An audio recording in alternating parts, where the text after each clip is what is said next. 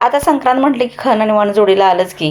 मी इथे मनस्वीला शाळेत घ्यायला आली होती. मग तिच्या इथे शाळेची इथेच खणाचं होतं. सकाळी भोगीची भाजी बनवूनच आली होती मी. मग म्हटलं मग दुपारी छानपैकी आपण पूजा करूया खण वगैरे घेऊन. काही जण खणांना सुगडसुद्धा म्हणतात, पण आम्ही खणच म्हणतो पंढरपूर भागामध्ये. तर इथे मी खण 10 घेतले होते, 5 तुळशीचे आणि 5 माझे. थोडे खणामध्ये घालायला मला बोरं आणि ऊससुद्धा घेतले होते इथे मी. आणि सगळं बघून घेतलं होतं, कारण काही खणांना होर होते, त्यामुळे बघून घेत होते.